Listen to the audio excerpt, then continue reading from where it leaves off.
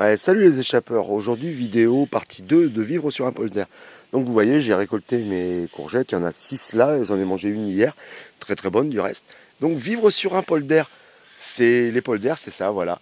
Ici, ce que vous apercevez là-bas, c'est le village de Merkegem.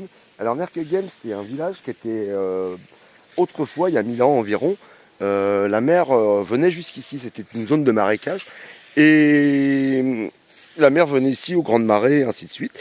Et les humains ont décidé ont entrepris de conquérir et de maîtriser plutôt ce territoire en creusant tout un système ingénieux de canaux, de fossés, de pompes de relevage, de vis sans fin. Enfin, c'est un système hyper ingénieux qui a été créé il y a de cela 1000 ans. Et nous, sur notre partie de terrain, il fait 150 mètres de long et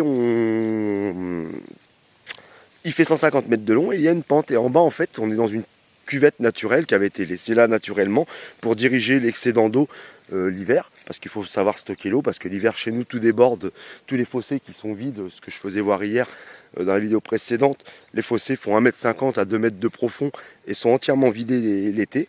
Seuls certains canaux sont laissés en eau pour pouvoir déjà ne pas abîmer les watergans parce que quand c'est sec, ça crée de l'érosion sur les bords. Et c'est surtout que ça permet aux agriculteurs d'irriguer leur culture. Donc voilà, on arrive sur la partie haute de notre terrain. Là, on est sans s'en rendre compte. Je ne sais pas si c'est assez visuel, mais ici, on voit là clairement, il y a une. Voilà, je vais essayer de me mettre sur le côté. Ce sera peut-être plus visible. Ouais, voilà, ici, on descend clairement et ainsi de suite. C'est des petits paliers que les anciens ont créés pour diriger naturellement les eaux là-bas.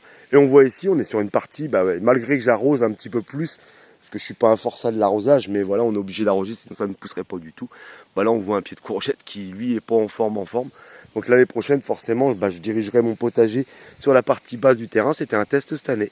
Donc voilà, j'espère vous en avoir expliqué un petit peu plus sur les polders. Puis demain, je me propose de vous emmener en balade et j'irai vous faire voir les canaux et vous expliquer un petit peu plus ce qu'est les polders. Voilà, et on voit bien ici que c'est bien sec. Voilà, parce qu'ici, forcément, par rapport au fond du fossé, on est à quasiment 3 mètres au-dessus du fond du fossé. Voilà. Allez, je vous souhaite une belle journée. Partagez, likez, commentez. Et bisous les échappeurs.